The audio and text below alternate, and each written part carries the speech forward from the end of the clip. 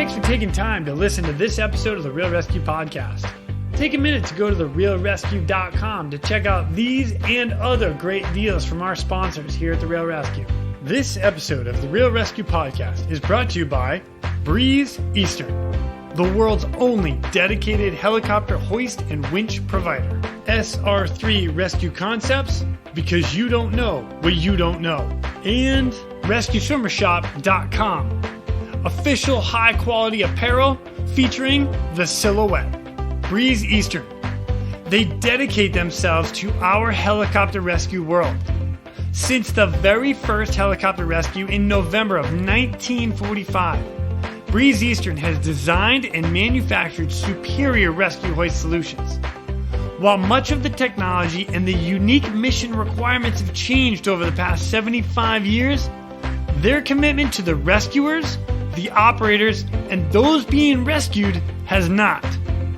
Contact them today by visiting them at breeze-eastern.com. SR3 Rescue Concepts is a training company that can help your helicopter training.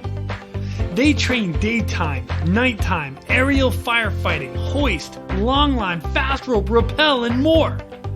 They can assist your program with standardization and safety checks or just an FAA annual refresher. With the certified flight instructor pilots and experienced crew, they are ready to help your agency keep up to date with current techniques, rules, regulations, and equipment. Plus, right now, SR3 is offering 10% off anything in their web store with the promo code, all capital letters, Real ResQ, REALRESQ. Plus, they are offering 10% from their partners Petzl and their equipment. All you got to do is send an email to info@sr3rescueconcepts.com. Mention this podcast, the Real ResQ podcast, and they'll take care of the rest. 15 years ago, photographer and Coast Guard rescue swimmer number 526, Chris Razak, created an iconic photograph. This photograph depicted the silhouette of a helicopter rescue swimmer reaching down for an outstretched hand in need against the American flag backdrop. The image went viral and became a symbol worldwide for the rescue community and the people they help. Its wild popularity inspired Chris to launch RescueSwimmerShop.com, a web store offering official high-quality apparel featuring his evocative image, the silhouette. T-shirts, hats, patches, and stickers featuring the silhouette are available at RescueSwimmerShop.com, including the flagship design, So Others May Live. Follow Chris and his story on Instagram with the handle @RescueSwimmerShop. And if you are a rescue swimmer, support rescue swimmers, or just tell people you are one at the bar, this gear is definitely for you. When you get to the website, RescueSwimmerShop.com, enter the promo code, all lowercase, one word, RESCUE, RESCUE, for 10% off your order.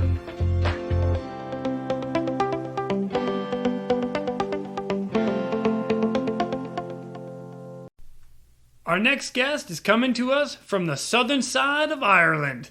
These guys with the Irish Coast Guard have got some incredible rescue stories, and I am so pumped that they are here to tell them. So please welcome our next guest from CHC Helicopters and the Irish Coast Guard, Mr. Neville Murphy. My name is Jason Quinn. I am United States Coast Guard Rescue Swimmer number 500.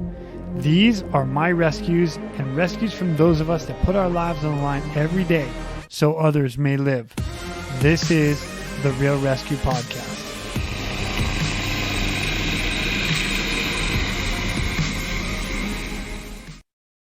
Ladies and gentlemen, welcome back to the Real ResQ podcast. Today I've got another guest with me from, actually it's not just from, it's all the way from Ireland. Another Irishman. Woo! Dude, I love you boys in Ireland. It's ridiculous what you guys do. He's a winchman and winch operator, Mr. Neville Murphy. Brilliant. What's up, Neville? How are you? Good, yeah, good yourself. Happy to be here. Thanks for having me. Love what you do, to be honest, Jason. So it's great to be here, you know. Thank you, man. Oh, I'll tell you what, I love what you guys do because let's see, you're my third guy here from Ireland, and that's exciting because you guys have some good stinking stories, and I'm like, holy smoke! Actually, it's an Irish thing. We're well able to tell stories, you know. Is that where I get it from? You know, being a Quinn and all. I just yeah. My wife looks at me like, really? I know the story? Honey, I got an idea. Just listen to the story. You get longer and better after a few beers as well. So that's the important part. Exactly. See, I keep telling people this. Like, no. Like I said, man, thanks for coming on. For those that don't know you, please introduce yourself, kind of a little background about you, how you got into search and rescue, and if you can remember your very first SAR case. Yeah, well, I've been doing search and rescue for 22 years now, so absolutely loving every bit of it. I joined the military back in the day, joined the army as an infantry soldier, I suppose, and enjoyed my crawling around ditches and digging holes in the ground and stuff for a while. But I knew there was something a little bit better out there for me, you know. And so literally within the military system itself, there was the SAR course came up, and I applied for it. And really not knowing much about it, bar, you know, it looks cool. They're in helicopters. You know, there has to be something different to get me out of a trench for a while, anyway. You know, and so yeah. What do I got to do to get out of the ditch and get into the helicopter? That's all I need to know. How do I go from here to there? Absolutely. They have heaters and stuff up there, you know. It's all cold down there. It's wet and miserable. Yeah. As other people have said, oh, they get to go back and take a nice hot shower. Hot shower. I haven't seen a shower in weeks. Absolutely. So I did my selection, you know, which is pretty thorough, and really, really enjoyed that. And thankfully came out the other end of it, and transferred into the Air Corps then, and flying around in Alouette trees, nice little small aircraft, little beauty of an aircraft really, you know. But you know, you get anybody long, tall in there, their feet are literally sticking out the door while you're traveling back with them, you know. So it wasn't really an ideal SAR one, but back in the day, that's what you had, that's what you worked with. Nice. And we also had the Dolphins as well, you know, the 265s there. So we kind of operated them for a couple of years, winchman, and progressed in eventually to winch operator. I suppose I really, you know, I fell in love with SAR. I found my calling. I don't know, I think it was what I was born to do, you know, and absolutely passionate about it. But the military was, you know, the military as it does, it wants a little bit more out of you. So you're kind of doing your few duties here, and you have a commitment there, and you're back doing a bit of SAR. So that didn't really suit what I wanted. I wanted to be SAR. So I left the military section and joined the civilian world, and joined CHC Ireland. Nice. CHC Helicopters, and we now operate for the Irish Coast Guard across the country of Ireland. So my initial flying with them was in the S61, fantastic workhorse of an aircraft. Really, really enjoyed it, and I suppose time and technology moves on and waits for no man, and we moved into 2013, I think, 2012, into the S92, which we're currently in. Which is a big, beautiful aircraft. It's a beast of a machine. Absolutely. I hate to even admit this still, that I still have yet to actually fly and work on one. Like, I've flown on the 225. Again, another beast of an aircraft, but I mean, they're just loads of power, loads of room. Sikorsky did good with that one.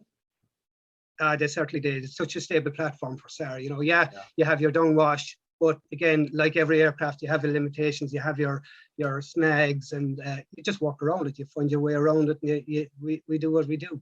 Yeah, totally agree. Nice.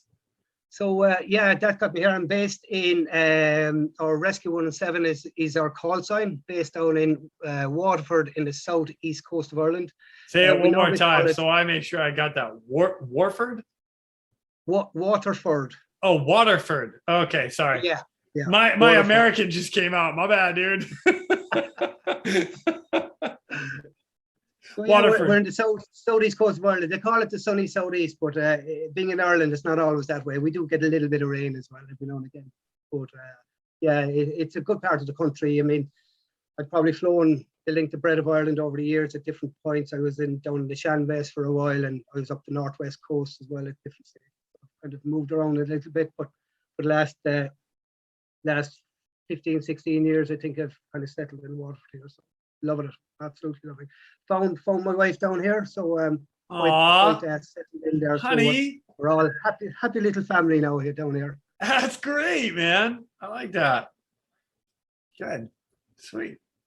So your very first SAR case, what happened? Yeah, I suppose the first few cases that I have were in the Alouette, and they were kind of more HEMS, air ambulance kind of type work. Until maybe a month into my qualification, we went down the route of SARS and stuff like that. But I suppose one of the first cases that I had was quite an unusual one, quite a little bit different, because we got a call from the Dublin base down to Cork, and what we do a lot of time is inter-hospital transfers, and this was for a spinal case. So we were to bring a spinal case from one hospital up to rehabilitation centre up in Dublin, in the capital here. Okay. Normal enough, it's in an Alouette, so to be fair, there's not a lot of room inside an Alouette. You have a spinal case inside and a big spinal stretcher. You're bringing a doctor with you, and yourself inside in the pilot. Quite squeezed. Geez. Yeah, you're packed in there. Absolutely, yeah, not much room. You know, it's a little bit of, like an elevator there. We all squeeze in there together, and off we go. You know, but we never forget, we landed in the hospital, and what we normally do at that point is you go in and you have a chat with the patient. So just give him a little brief, and tell him we're going to do our best for him, blah blah blah. So you have that time when you're not on SAR, you can go in and have that chat. So everything is kind of slow paced in that respect. But one of the maddest things that happened the minute I entered that room in the hospital is I recognized him, and he was one of the guys I joined the army with. He was my recruit platoon, and he had an absolute freak accent. He was walking down the street in the city. It was just between Christmas and New Year, and literally a building fell on him. Oh my God! Fell off the top of the building and landed down the street, and unfortunately he happened to be walking past. So major life-changing incident for him. He's now in a wheelchair, and it was kind of that changed everything from go down, talk to the patient, get him into the aircraft, everything's wonderful and no emotion. You try and do what you have to do. Right. This kind of changed everything, because he's a buddy. Yeah. And so that took me back. It took me a little bit of a while to adjust to that, to be honest. And but to be quite honest, when we got him in the aircraft and started heading off, just very, very different. And that was kind of very unusual way to start. I mean, my whole career since then, I don't think I've maybe one or two patients that I've ever met, even in SAR, that I actually know personally. So that was quite different in that. And that was like one of your very first. Yeah, cases. Absolutely, yeah. So week one, day one, kind of, or day one, week one, kind of stuff, yeah. You come down. You know what? I could totally see that too. Going on to see just a patient, you're getting ready to transport. You're like, okay, I'm gonna, I got my checklist that I'm gonna go through, and then you're like, oh, what's up, dude? What are you doing here? And you're what like, are you doing here? Yeah. Oh, I'm the guy you're coming to pick up. Wait a minute, what? Yeah. Man, wow. Dang. Yeah. Well, I'm glad. But, I suppose that was a very good lesson from day one in this job, and as you know well yourself, that the information that you get and the job that you go to, it's you can never rely on that information. Something is different. Something is and that's something that I've learned over the years is expect the unexpected, and it can be anything. Yeah, absolutely. Something that's kind of funny that you just said to me that kind of resonated to me. Like I remember going through my EMT school and paramedic school, and one of the things that the instructors would always say is treat every patient like they're Michael Jordan. And you're going to treat every patient the exact same, with the same respect, the same care as you would if it was Michael Jordan. It is interesting that when you say you go down and you see a friend of yours, like I've only had that happen twice. And once I was literally working in the hospital, and a friend of mine ended up showing up, and I'm like, oh, hey, what's up? And it was the emotion of it is now it's your friend. You want to do everything for your friend that you possibly can. So Absolutely, yeah. I mean, it's happened to me a couple of times since where I've pulled people out of the water, different incidents that I've known along the coast that are involved in the services themselves even, and thankfully there's been no injuries or no life-changing injuries with them, and it really is. Thanks for saving me, buddy. And got you out of a fix, and everything's wonderful after. But right. That one was kind of different because it was a life-changing event for him. Yeah.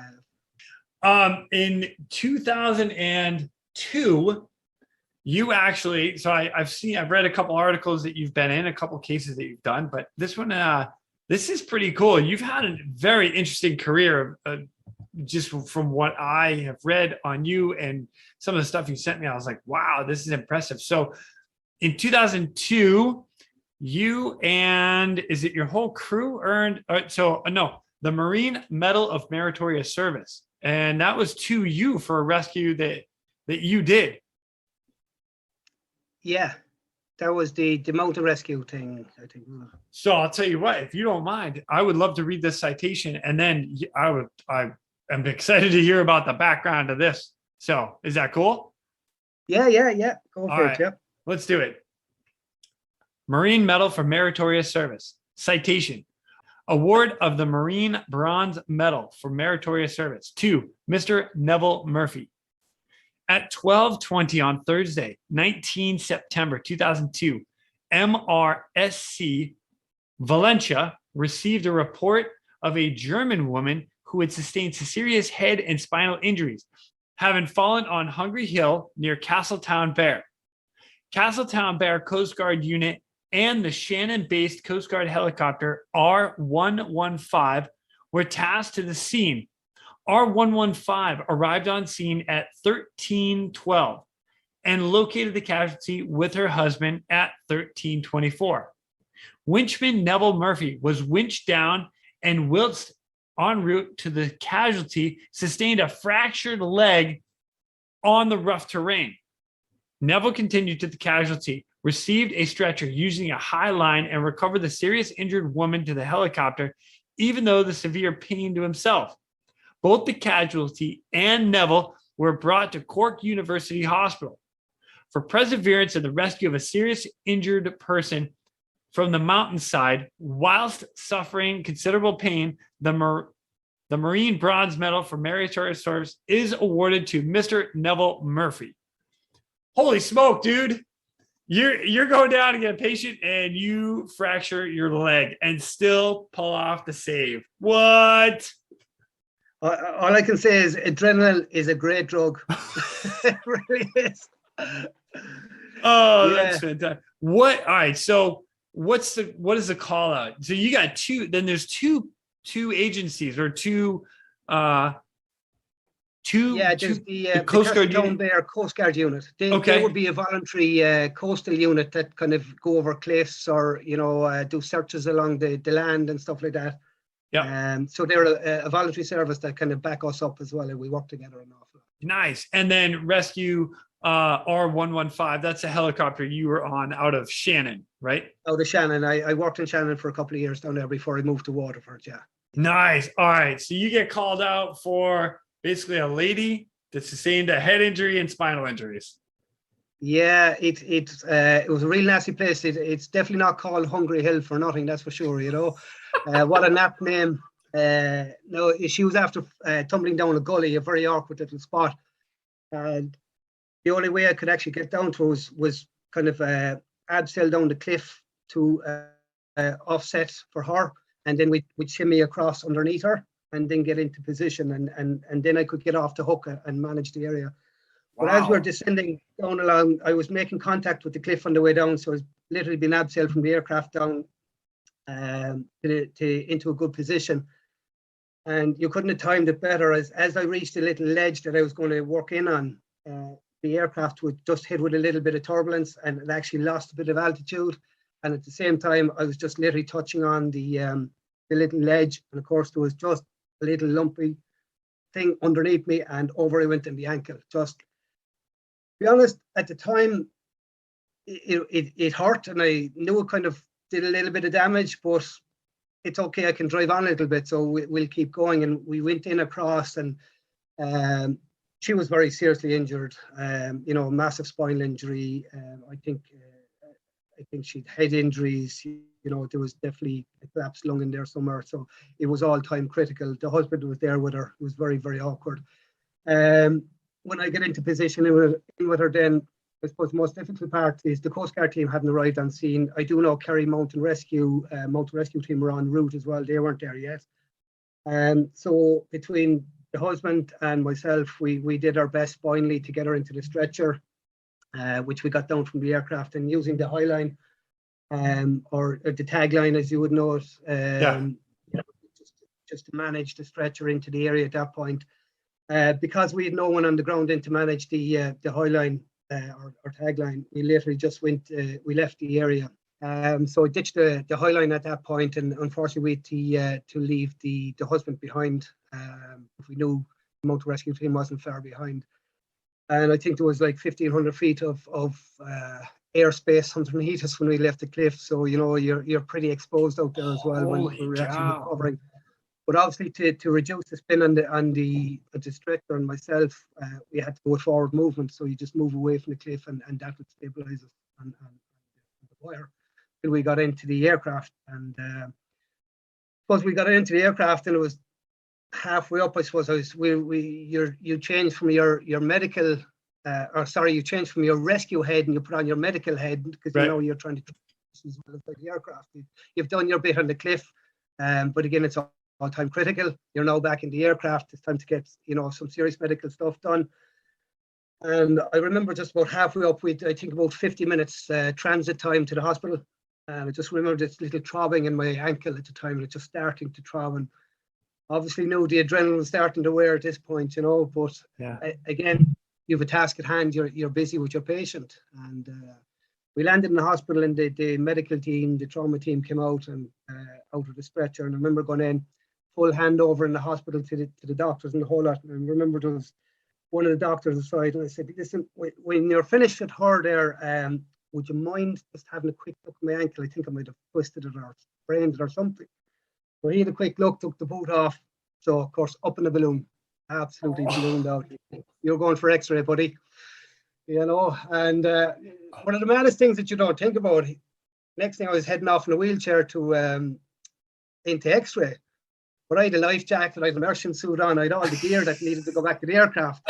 And I didn't give a crap about that at that point, but we managed to get it back to the aircraft, and ended up having a fractured ankle, ended up in a cast and crutches for the next 6 to 8 weeks. So I got a bit of time off work for it, which is okay. Well, that was nice of them. Yeah. Hey, take a little breather. Yeah. Wow. Out of curiosity, when you had mentioned that the husband was there, and the husband got picked up by the Coast Guard coming down the land team. So you went up with the patient and took her back, and then while you're there, it's like, I get this thing in my ankle. Yeah, would you have a quick look there, please? Yeah. Oh my! I thought I had a big, a decent sprain, and I was going to go back on the aircraft afterwards and head away home, but really the pain started kicking in at that stage, and it just when you get the X-ray and you have a fracture, and that's that. Game over for a while. Put the legs up, enjoy your time off. Yeah, no kidding. But at that stage, it's early in your career, and something like that happens. Yeah, it's a frustration, because all you want to do is get back up in that aircraft and get back out at it. Yeah. I think if that was me today, I'd be taking 2 months off, not 2 weeks. You know what? If it more time off. That's bullshit. If you had that happen today, you'd be in the office like delegating, doing paperwork, be like, hey, you need to do this. You over there, come do this over here. Yeah, I get caught. Yeah, absolutely. It's funny you say that. Like the whole wanting to get back into the helicopter and stuff. I feel like that's a lot of when you talk to like athletes, the basketball players, the football players, the soccer players. What are they when they get injured? They want to get back into the game. That's us. We want to get back in. We want to We want to be there. And I'm just using sports as an example. Like you talk to all the special forces guys and everybody that does the high speed jobs, a little injury. Okay. I got this thing. I want to get back in the fight. I want to go do my job. Let me go do my job. That's pretty awesome. Absolutely. And you know, what you do find in sports athletes is a very good example as well, analogy there, because you know what we do have, they have a fitness fade, and I think what we have in our game is a skill fade, you know, and that comes very quickly, and that's why we train so often. That's why we continuously train. We stay at the top of our game, because we are at the top of the game, and you need to be sharp. The day you're not sharp is the day you shouldn't be here, you know? Can't agree with you more.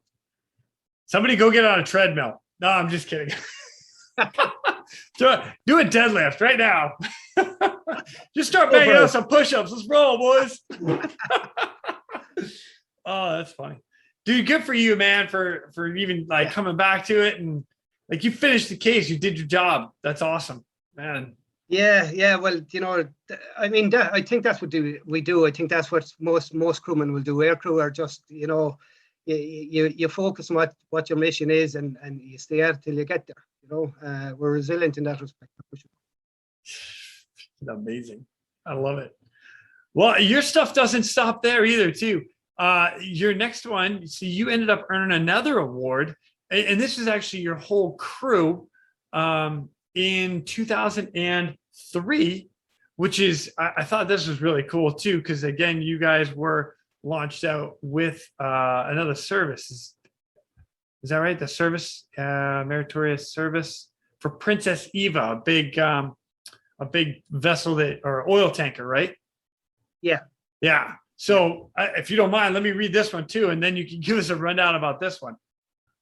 Marine Medal for Meritorious Service. Citation: Award of the Marine Bronze Medal for Meritorious Service to Captain Robert Goodbody and the crew of the Irish Coast Guard Helicopter R115 based in Shannon Airport. On the 20th of January 2003, the tanker Princess Eva was on a route from Copenhagen to Corpus Christi in the U.S. in severe weather conditions. Wind northwest force 10/11. With a 10 to 12 meter sea, a life raft broke adrift on the foredeck of the vessel. 3 crew members went forward to resecure the life raft. A large wave broke over the deck of the vessel, killing one of the crew members and seriously injuring the other 2 men. R115 from Shannon was tasked with a medevac. The 2 seriously injured men from the vessel, R115, was crewed by Captain Robert Goodbody, pilot, Tony O'Mahony, co-pilot, Eamon Burns, winch operator, and Neville Murphy, winchman. R115 refueled at Blacksod, yeah. At Blacksod, and proceeded to rendezvous with the Princess Eva, which was running before the storm towards Donegal Bay, about 150 miles northwest of Blacksod. On arrival on scene, the Princess Eva was unable to head into the wind, and therefore the helicopter had to back along beside the heaving vessel in the storm force winds. The survivor was successfully winched into the helicopter and brought to Galloway University Hospital. For their exceptional skill, courage, and determination in the recovery of a seriously injured casualty in extreme weather conditions, the Marines Bronze Medal for Meritorious Service is awarded to Captain Robert Goodbody and the crew of the R115. Dude, that is pretty awesome. Holy smoke. So real quick, so for my own knowledge and everybody else out there, because this is a little bit of different verbiage that I'm used to, what is it says wind northwest force 10/11. What is that? The force 10, force 11, that's a Beaufort scale of wind. And that's how we grade the wind speed. So force 10, force 11 is be a constant force 10, gusting force 11. So you're having 60 knot plus winds, which is pretty strong out there. So force 12 would be a hurricane category. So you're just below that. So you're storm force 10, gusting storm force 11. So pretty wild out there. So you're basically just underneath a hurricane force Yeah, winds. yeah. And I mean, it said even the sea state was ridiculous. You're talking 10 to 12 meter seas. That's huge. That's 30 to 35 foot seas. That's big. It's pretty big. It's pretty big. Yeah. I mean, when the call came in initially, and I think this is probably one of my greatest lessons that I've learned in my career, to be quite honest with you, because they gave us the information on the ship. The ship was 200 meters plus, so big ship, you're talking. Holy cow. It's like 600 feet. Yeah. Yeah, absolutely. Yeah. So big ship. So I got word of this big ship. So at that point in my head, I said, this is handy. This is going to be cushy. It's a big ship. Big ships don't move around that much. This is okay. Legs up, hands behind the head. Let's go, lads. This is no bother. This was the greatest lesson that I learned, because when I got out there and we got, we first of all had to go from our station up along the coast to Blacksod, which is another refueling station. So it took us about an hour to get up there, refuel, just so we've an extra bit of fuel to get out offshore 150 miles, which is it's a pretty long way out, as you know yourself. Oh, yeah. And I think the initial point where we were up there, it's in Blacksod, the waves were coming up over the wall while we were refueling. That should have been an indicator to me that it's wild out there. But again, I don't know, just had it in my head. It's a big ship. How bad can this be? They're absolute classic. And this is why it is the best lesson I learned. We went out there, and I can only describe this, 600 foot plus vessel been absolutely thrown around the sea.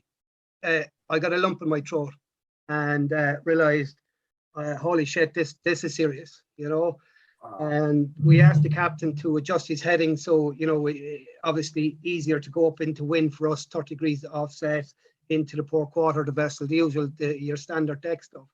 And he absolutely replied, he said he cannot move his ship, he is going with the sea, and he's doing his best to hold course. Wow. So that changes everything from our perspective.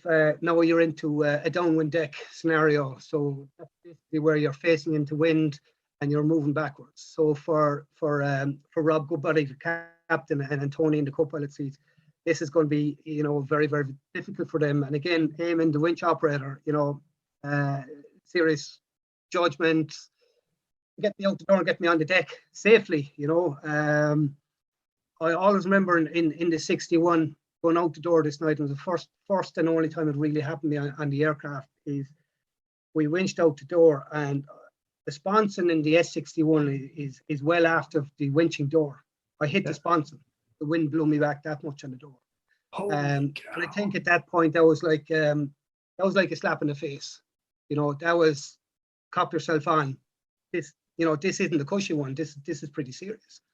And in fairness to the lads, between the coordination between the pilots and the winch operator, I have to say they got me on smooth. It went well. So I was quite happy with that.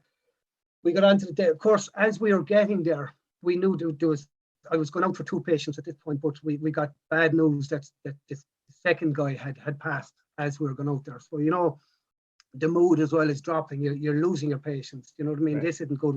We've 3 casualties and 2 are down now at this point. So we're having a bad day already before we even get on scene. Yeah. So as soon as I get on board, then we went down below a couple of stairs and got my casualty. His leg was severed from just above the knee. So a little bit of medical work on him. The bleeding was nearly stopped. Just had to do a little bit of work on him before we got him into the stretcher and onto the upper deck. I think we winched from the aircraft. I think we winched at about 100 feet over the deck at that point, just to stay clear because of the movement of the deck. It was pretty severe. So normally in a standard deck we like to go to 40 feet, 50 feet. Nice handy height, manageable, less of the cable out, the usual. But this day was I think it was plus 100 feet. So. That's a high hoist. Yeah, it certainly is. In that kind of a deck that was moving around so much. Again, I go back to this is a massive ship, and that's what suckered me into thinking this is going to be a handy one. I remember asking the crew, where's the leg? You're always in hope. Somebody severed the leg. Where's the other piece? We can bring it back, and at least we can give it to surgeons, and they may be able to recover something somewhere. And they were able to tell me that it's gone over the side, unfortunately. So that was kind of a bit of a bummer. Wow. But, yeah, we got him in a stretcher, and we got the deck crew. What we normally do is we go up with the stretcher, with the patient in the stretcher. So I had to speak to the crew on the deck to manage our highline, our tagline, and they managed us as we left the deck. And to be honest, it probably went pretty smooth after that into the aircraft. Again, you're gone from your rescue head into your medical, and you're treating him the whole way home into Galway. So yeah, certainly it was a real interesting one from a sea state point of view, and definitely downwind deck, aircraft going backwards, winching from 100 feet, huge amount of challenges for the whole crew. And I was delighted to see everybody getting recognition for that. No, look, yourself, we don't go looking for recognition, right? But it's nice. Yeah, it is nice. That's the way I put it. Nice. Yeah, I can't agree with you more. We're not out here for the medals. We're not out here for the awards. We're out here because this is what we love to do. Yeah, absolutely. But the challenging ones like that, it's good to have somebody in the back. They're like, "Dang guys, good job." So absolutely, yeah. And these are ones that I still remember moments of that. Those are moments you'll never forget. Right. Going out that door initially, that wake up call to say this is serious. This isn't the cushy one that you're expecting here. And I suppose that's the lesson that I've learned, is that whatever information you get, whatever you're told before you go on your call, on your case, expect the unexpected, because you never know what you're getting. Yeah. And that's the big one. And that was my life lesson for the rest of my career, that's for sure. Oh, great advice too. My goodness. I'll tell you what, I'm going to throw mad props out to your entire crew for that too. You already said it, you're going backwards because of the way the ship is coming, and, the crew coordination all the way around. Your pilot has got to be on point, especially with the pitching and rolling deck. And then your hoist operator, he has got just an incredible amount of work to do in timing everything to get right on. And you're a winch operator, so you get it. It's man, that timing is not easy, and you have got to be on point with that. So good job to everybody around. That's amazing. Good. Absolutely. I mean, yourself, your winch operator is the focal point of any rescue. He's the center of the show, Yeah. And I describe a winch operator's role as a black art that really nobody knows or understands unless you actually really do it. Because there's so much going on in there, so much going on around you. The communications, the skill set you have, as you say, the movement of the deck, it's phenomenal. And I think in a lot of these rescues, to be honest, it's lovely to be on the wire, it's lovely to be in the water. That's what we do, and we're passionate about it. Yeah. And that's the real kind of, if you want to give it a term, that's the real hero stuff. But the unsung hero inside the whole operation is your winch operator. He's your savior. He's the man that's keeping you right. Yeah. He's the guy that could bring you back into the helicopter. Okay. So, he's like the best supporting actor right there. And as we always say, when we start the shift here, the first thing I'll do is I'll offer my winch operator a nice cup of tea. Yeah. He's going to be bringing me back into the aircraft later on, So you look after your winch operator. Yeah. Man, your pilots are doing everything you can to get us there on scene safely, and your winch operator is making sure we get down to the deck and back into the helicopter. Boom. Absolutely. Yeah. There you go. That's awesome. Man, another amazing story. Holy cow. Thanks for sharing that one. And again, you have more. This is not it. In 2010, you were launched out on a plane crash out in the middle of just out in the middle of the ocean, coming off of, I'm not even sure where it is. Out in the Irish Sea. Yeah, in the Irish Sea, yeah. As a matter of fact, there's an article here that was written by Heli Hub, and the title is CHC SAR crew commended for dramatic Irish sea rescue. And in the article, I'm just going to read one sentence of it. It says, when you hear a report of an aircraft ditching into the sea, you immediately think worst case scenario. We didn't know what we were facing. So to have been able to retrieve a casualty alive from the water was fantastic. A bit of a spoiler alert.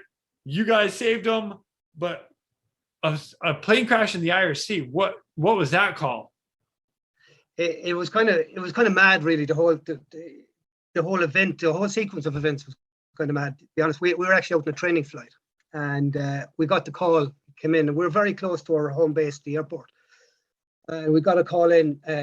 It was on the southeast coast of Ireland, off a famous landmark, which is there's a lighthouse on this Tusker Rock, it's known as. And back in the late 70s, there was actually a big plane crash in there with multiple casualties. No one ever recovered from it. So that's always in the back of your mind, when you hear about a plane crash. Yeah. So we got a call to say that there was a witnessed plane crash. So somebody saw a plane literally fly into the sea. Wow. And we, at that point, quick calculation, we need a drop of juice. We need to go back to the airport. We need to top up with a little bit of fuel. So quick bit of fuel. I ran in and picked up the phone, rang the Coast Guard. What's the story? They said, all we have is there's a vessel close by called the British Orchid, and they have reported witnessing a plane impact the water. We have no other information. So, okay, we're on the case. We're going out into the aircraft, briefed the crew. I was the winch operator that day, actually, and we started heading. And it's literally maybe 25-30 minutes transit time to the scene. So we were chatting, of course. We were all saying, plane crash, how many is in it? And to be honest, you hear a plane crashing into the sea, you're expecting the worst. You're expecting, multiple casualties. You think the worst, and you're planning for worst in your head. And as we were getting closer on scene, we were told the British Orchid was on VHF radio. You can speak to them, And we were trying to call them up, and they said they're not too far away. They can see the fuselage, or they can see the wreckage. Wow. And we were kind of saying, right, this ship is obviously going to help them out, or whoever's needed, they'll start recovering people out of it, blah blah blah. So this is us kind of surmising what's ahead of us. And as the information kept coming in, we found out very quickly that the British Orchid was a rowboat. Right. So there was 4 guys in a rowing boat, happened to be going down the Irish Sea. Now, what they were doing at the time is they were actually rowing around the UK, right? The whole coast of the UK. Now, to be in the Irish Sea near Tusker Rock, they were a couple of miles off, to be quite honest, right? So they're a little bit off their path. So they'd come into the Irish coast, basically, and so we heard they were a rowboat. Now, this is surreal. We're kind of saying, there's somebody making this up. There's a plane crash and there's a rowboat next to it. This isn't adding up. Bull! There's a flag on it. This is ridiculous. Like I was saying earlier, expect the unexpected, and here we are. So literally, those 4 guys in a rowboat. One of these, Atlantic boats. They were designed for good seas, so obviously there wasn't anything unusual in that respect. But so we spoke to them on the radio just as we were getting on scene, and they said, look, we're nearly there. And so we knew we were so close at this point. We just called them in, but could you stand off? We're coming on scene now. And they did, to be fair.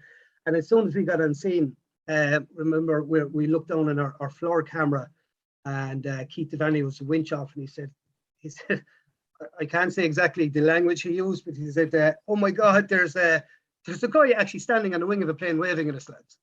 Right? Oh my Lord, what? Yeah, so it sounds kind of mad, but from a technical rescue point of view, it was really basic winching. We went into the harbour, we winched the winchman down into a double strap, bang into the aircraft. Job done. It was brilliant, and he didn't even, I think he got his feet wet. He was sitting on, or he's standing on the wing of the plane. It was still afloat. But the big worry, I suppose, for us at the time, and I said it to winchman as he was going out the door, I said, find out how many people were in that plane. Right. there's obviously concerns. We don't know. Yes, we've no information, and we got this guy on board. He said, no, there's no one else. He's sole occupant. He had engine trouble. He just engine failure, went straight into the brink. The man sat in the back of the aircraft. I remember looking back at him. He had a scratch on his head, and I think a scratch on his arm. And I went down and I said, again, you're putting on your medical head. I said, are you okay? Have you any injuries? He said, no.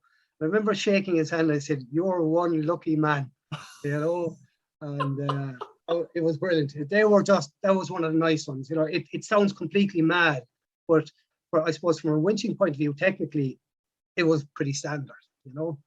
It's just a regular training day. Just one of those enjoyable ones. Yeah. You know, we're all heading home smiling, and it's not often you get to do that. And we're having a bit of crack with the guy in the back. We were calling, what's his name?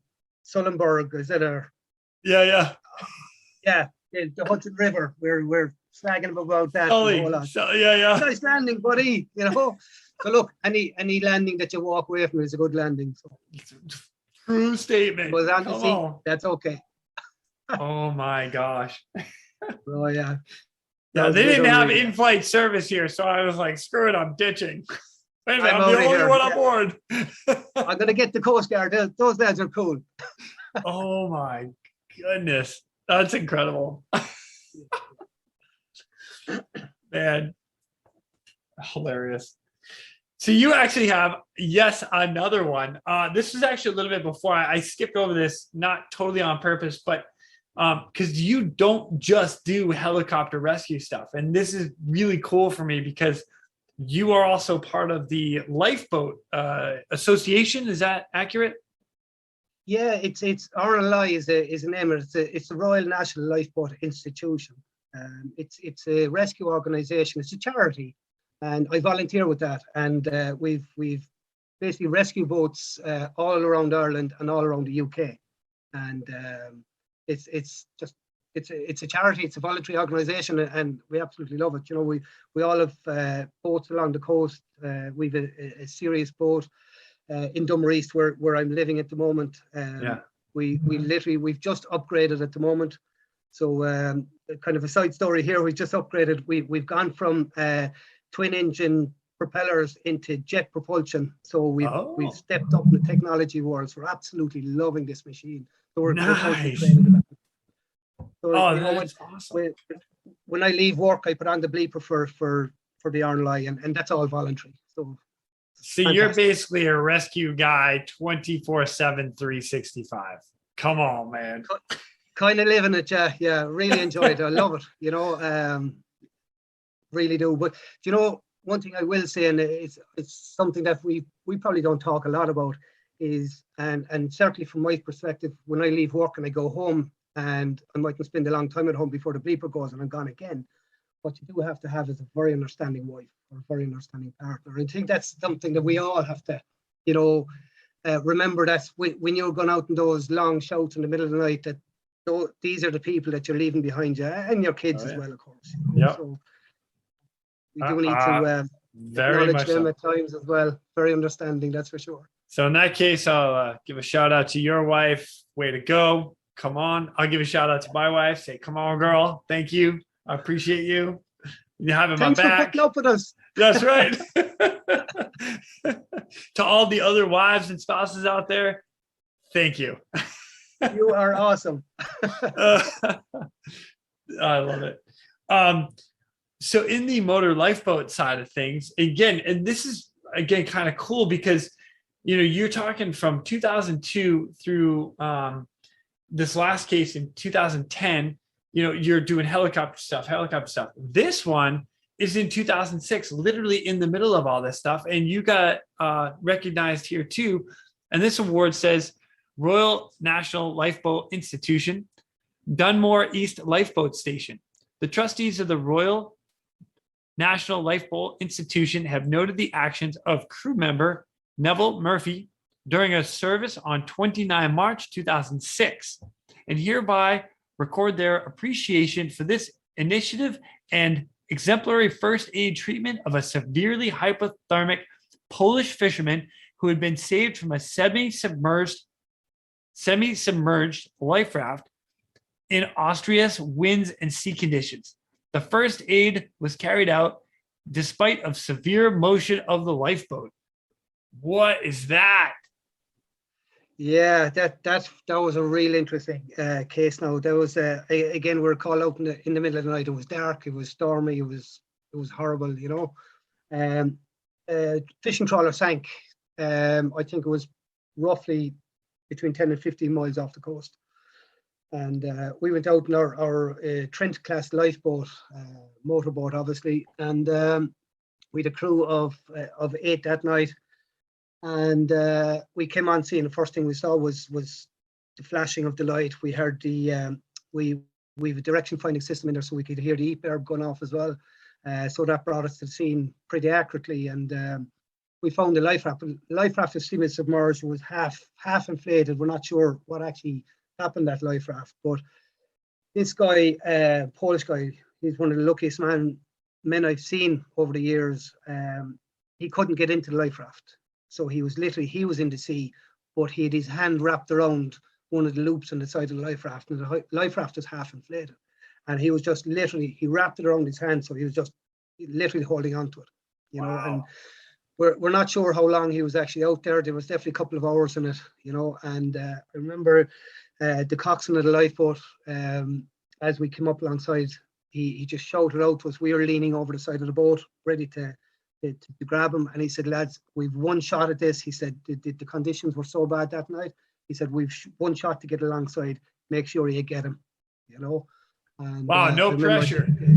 No, this is grand. We got this. Yeah, absolutely. But, I mean, his skill at the helm of the boat is to be commended as well, because he got us in there. Again, it's all about timing in the waves. It's the skill of that. It's getting in at the right moment that we can get hands on. And there was 3 of us leaning over the side, and I think the 3 of us gripped him like we've never gripped before, and none of us were ever going to leave him go, you know. Yeah. He was just hauling over the side. But when we got him in, he was at the stage of severe hypothermia, you know, very little speech, and there was a language barrier. There's a whole lot. So literally, I got him down below into our survivor's cabin space in the boat, and tipped him down and got in next to him, you know. Did the old body heat thing. That was the best thing we could do. We wrapped him up, and I just spent time with him down there. But of course, there was still 3 men missing, you know. So we were at this stage, and this is where your kind of decision making come into it. So we're treating this severely hypothermic patient down below. Still 3 men missing. Do we bring him back to get him to hospital? Do we stay in scene looking for the other 3 guys? Right. These are the hard decisions that you have to make at sea. Now, we spent a lot of time. We stayed out there, I think, for another 2 hours until some of the other boats and the helicopter came, and we steamed home with that guy at that stage then to hand over. But he was in pretty bad condition. But again, a good result in that respect. We got 1 back. We've lost 3, but we got 1 back. And unfortunately, the rest of the guys, they were never found. Oh man, tough. That's the hard part. And what we find, I live in a fishing community in Dunmore East, and you know, everybody knows everybody, and it's a very, very small community. So you're touched by these every time, and you know, you're trying to do your best. You know, right. You go out there, you give it everything, absolutely give it everything. We went back out after that, and you know, unfortunately, we spent days after that searching in the sea, and unfortunately, nothing was got back. But you know, we got 1. Yeah, we got to take that out of it. That's it. I totally agree with you. I mean, you know, like everybody's out there doing their job and fishing and even pleasure craft stuff, and stuff happens. And if you can get 1, great. Like it's better than losing everybody, you know. Absolutely, yeah. But you know, we talk about the guys on the boat. These are all volunteers, and we have them all along the coast, and it's absolutely super. And you know, sometimes I think we tend to forget that. We get a casualty in the helicopter. We can turn on the heater, we can sit down, we can relax. It's kind of cushy, it's kind of good. But you know, when you're on the boat, you're out there and there's no getting away from it. The only time you can relax is when you're back on land. You know, so for the next couple of hours that you're treating your patient, that you're out there, it's rocking, it's rolling, it's hardship. You're getting sea salt in your eyes, you know, everything. And I think that's given me a great respect to these volunteers as well that are at my side. And that's what attracted me to this. I think it was from the helicopter point of view. We train with these guys all the time and we operate with them all the time on the coast. Every time the helicopter goes to a coastal job, there is an RNLI lifeboat out there, you know. So we know each other very well, and it's fantastic. And I think it's out of respect for them is why I actually joined up and I volunteered. I see the work they're doing. It's commendable, really is. Good for you, man. Yeah, loving it. And, you know, we've a good bunch of guys down there, and absolutely love it. We train once a week or twice a week, and you know, it's a bit different to the helicopter world, but at the same time, having a knowledge of how the aviation side works and now the maritime works, that mutual knowledge, you know, it really helps in both worlds. When I'm on the boat, I can make decisions based on what I know the helicopter is going doing, and vice versa. When I'm in the helicopter, I have a fair idea what the lads in the lifeboat are looking. Or it's a little bit like, I think it's a little bit like your winch operator being a winchman.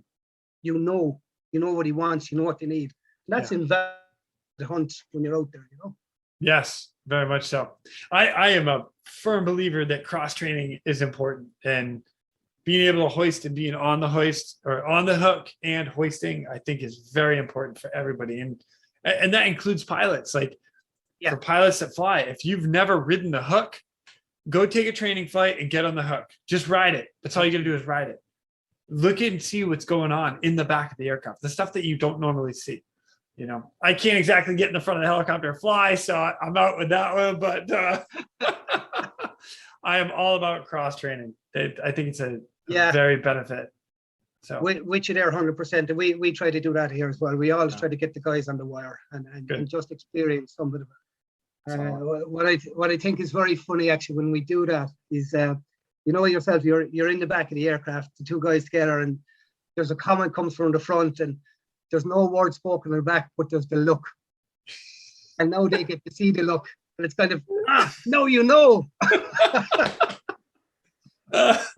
Sometimes we don't have to say anything, but there's a whole conversation going on there. Oh yeah. Actually, one of my favorites is when like somebody makes a joke in the aircraft and you're on like push to talk, and you in order to laugh so people know you're laughing, you got to actually push to talk, so you actually consciously have to push, laugh, and then let it go. Yeah, we've all done that. Yeah, brilliant. No, I love the fact that you have gone, you do helicopter stuff and then go volunteer for boat stuff. That and I can see it right now. Like you go on helicopter training and then the next day you're on the boat doing some surf training in the boats. That's killer, man. I love it. So yeah, I have to tell you, I really enjoy it. I really do. You know, both sides of it. I had a surreal day a couple of years ago, and it was just, you know, the way certain things kind of stick out in your mind. I was just after having I was just after having a baby. My wife just had a baby. Right, so it was our first I wouldn't know what you meant. That would have been good. She kills me for that one every time, you know. But I was at work and we ended up on a long range mission in the morning. I think we were 140 miles offshore doing a rescue off a trawler. We're back in by lunchtime. We finished at 1 o'clock in the day. So lunchtime we're finished up. I headed home. So from 140 miles offshore on a trawler, I was now sitting at home in a sitting room with my new baby and a bottle feeding the baby. And within the hour, I was, I think, 20 miles offshore on a boat doing another rescue out there all in the one day. And I just said, how mad is this? Like? But it's absolutely brilliant. Love it, you know. Just one of those mad days.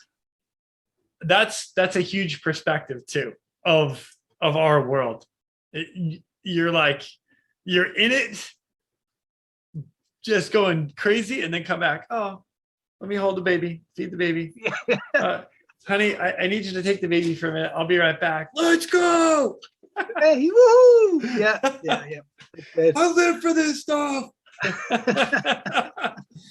Man, that's killer. And actually, it doesn't even end there with you with your volunteer stuff, because you went back to your elementary school and did a little visit. Is that right? The elementary school? I mean, come on, man. As though you couldn't bleeding hearts out there of like, oh, this guy's amazing. You went back to your elementary school. Is that right? I want to make sure I got that. Elementary school. What grades did you visit? Yeah, it would be, we call it primary school, but it would be all the classes. It would be from when you go in at, I think, 5 years of age up to about 12 years of age. So, you know, so a lot of the teachers that were actually there when I went to school were actually still there. It was lovely. Oh, nice. We try to do this. We do a bit of water safety stuff. So we do school visits. We land at some schools and we talk to the whole school and literally promote water safety. So it's very good. I mean, you know, I always say it, and this is why I get involved in it so much as well, is because I never had a helicopter come to my school when I was at. This is just, you know, how cool is this? Me neither. Now I can do it. You know, let's go, and it's brilliant. And it was really nice to go home. You know, down to my home patch. We landed in the sports ground, a football pitch down there, and so all the teachers brought all the different classes down, and you got to see the aircraft with the S61 at the time. I got to go into it. We used to put straps on them and lift them off the ground, and it was lovely. And what really topped it off is it's obviously my hometown, so a lot of my friends came down, and a lot of the people that I grew up with who are now in the ambulance service. They're in different you know, Coast Guard ground units, the civil defence, all voluntary units. They all congregated in and met everybody. But the icing on the cake, I think, was when my mother walked in the gate of the sports. Oh, man, yes. Nothing like the Irish mammy and her son with the helicopter down, you know, after landing at the home pitch. It was brilliant. It was just, you know, a moment. The only thing you were missing was your cape. I'm just saying. That's all, yeah. Yeah, you know, it was funny kind of meeting the teachers, you know, because apparently they tell me I wasn't the quietest student. That's all I'll say there. But they were glad to see that I did well for myself. The teachers like leaving like this little piece of them in our hearts as little boys, and you know, the older we get, we want to do right. I just want all the teachers out there to know that, and I say that because my wife is a teacher. Because you know, very good. Yeah. No, it was lovely moment all around. Yeah. Yeah, that's fantastic. You get to go to your hometown in a big, huge red and white helicopter. You know, that's just. You know, like, who gets to do that? I mean, really? Yeah, absolutely. Yeah, that's cool. We'll take that when we get it. That's for sure. That's what I'm talking about. And then to even go further with you and your career and what you've done, because like you said, you've been doing this for 22 years. You've got a ton of knowledge, a ton of experience. You're also a board member at the Rescue Swimmer Association for EUROSA. Yeah, absolutely. Is there anything you don't volunteer for right now? I mean, seriously. I have a serious problem saying no. I'm going to have to learn that one. You know, I still haven't got around that no word. Yeah. Well, to be honest, anything to do with this rescue, with helicopters, with water, I'm passionate about it. And I got to know a few of the guys. I joined EUROSA early when the organisation was there, and I just, you know, it grew into me, and I think it's what I've learned from it is that sometimes we can be very insular in our organisation. So we're sitting here in CHC and the Irish Coast Guard, and we think we're really good at what we do, and let's not talk to anybody else about this and just do what we do because we're brilliant. You know what I mean? But going into EUROSA with our online communications with each other, you know, especially the meetings are absolutely fantastic. You know, and that's where we get out to see everybody else like yourself. We talk about stuff. We talk about, why do you do that? You do that for this reason, and you know, in particular, you know, new equipment. We can see all the new bits coming out. Since the meetings that I've went to, I went to the last meeting in Iceland. Unfortunately, COVID has put a kibosh on a lot of stuff we do. But we were up in Iceland, and I brought several new concepts back to our workplace here, and we've done a lot of changes because of that. So, you know, we've so much to learn from each other, and there's no right or wrong way of doing it, and there's so much development and so much changing. I think this is where EUROSA comes out on its own. You know, it's that one place that we can all go together and talk and learn from each other. I think that's very, very important. Yeah. I think what you just said there is actually should be even extended further. And there is not one right way to do this. There really isn't. Every scenario is going to be a little bit different. Every scenario is going to have its challenges. All right. We train the basics. So I can't emphasize that enough to anybody out there. Train the basics. Be so proficient with the basics that when something gets thrown in there that's a little different, you're like, oh, got it. And you move on. But the learning, like you had a broken or a fractured leg in one of your first rescues. Who trains that? Nobody, adapt, you just got to get around it. Yeah. Exactly. And we talked to the guys up in Norway and their rescue with the big ship pulling people off and then going back to save the ship, like mind-blowing stuff. You're like, there's no right. If you've got an idea, use it, and I'm all about it. Share it to the world. That's the greatest thing about a Eurosa. Absolutely, and this is what I love what you're doing as well, Jason. To be honest, it's us coming out sharing our stories as well, and I think that's it's very similar with the meetings that we go to, the Eurosa meetings. Is we have guys go up and they give their experiences, good, bad, and indifferent. And I think the important thing from that is at these meetings is you have people telling the stories of where things went wrong. I mean, when you go on a rescue, it doesn't always go right. In fact, it probably never goes right, to be honest, because there's something different to be thrown at you every time you go on that wire, And I think you're 100% right there. Get the basics right. That will give the capacity to work on the rest of it. And the crap that's thrown at you when you're not expecting it, and then you can work on that. Yeah. And I think that's what I love about Eurosa. We all get to talk about that, and people who've made mistakes, people who got caught out for different things. It's to talk about that and how can we make it better, Yeah, I totally agree. One of the things that I love about Eurosa as well is the diversity that we have in the whole group. I mean, you've got Ben Darlington, who's the president. He's down in Australia. You got yourself in Ireland as a board member. I'm just a regular Joe member of the Eurosa, and coming from my experience from America. But you have Spain, Italy. Throw me a couple of the UK. There are Finland, South Africa. Finland, yeah. We now have Kimmy up in Krakow. She is now, I think. Yeah. So we literally, and we're spreading as we go. Guys from Brazil there as well. Just taking off the top of my head, So we're literally gone worldwide, and it's gaining momentum, and it's getting bigger and bigger, which is brilliant, and it's what we want. And the more people are in there, the more knowledge is being shared and the experience is being shared, and that means the more learning we're getting. Yeah, and that's the importance. Because we're all doing the same thing, and we're making good friends as well. We are making great friends. It's so fun. One thing that's actually really outside of all what we do, rescue stuff. One thing I really loved in the Eurosa meeting in Iceland was we had one night where we all got together, but we brought something from our own culture to the table. So we all sat around together and we all had something. Now, to be quite honest, most of it involved alcohol, but that's okay, But it was kind of a moment we got to bring our culture into the arena and just have a chat about it. It was lovely, a lovely little moment that we all had together, and I think that's very special. And I just can't wait. Can't wait to get down. Evo's down in Portugal there. We can't wait to get down hopefully next year to our next meeting. So that's all in the plans at the moment. Hopefully that goes according to plan, if we can keep this COVID bloody thing away from us. Yeah, right. I am looking forward to the next meeting. I will definitely be there as long as it happens. I'm going. So I've already gotten permission from my wife. It's good.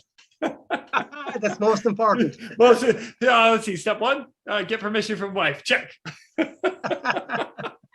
Oh man, I'll tell you what, Neville. I won't keep you much longer. So, as kind of words of wisdom from your years of experience doing this, any lessons learned or something that you could give to everybody else out there? The floor is yours, my friend. Yeah, I suppose we touched on a lot of it in our conversation earlier. It's expected and expected was the big one, and never think your next case is going to be the cushy one, or when it comes in the information that you get, it's going to be an easy rescue by any means. that's one of the big lessons I've learned. But I suppose over time, what I've developed myself as well is just, and I put it into 2 words, is slow down. Everything from when that bell goes down, slow down. Take that. You know, sometimes that few seconds, it seems like an eternity. It seems like I'm wasting time here, but it's not. You're actually calculating. You're figuring stuff out. You're gaining capacity for your next move. Take that time.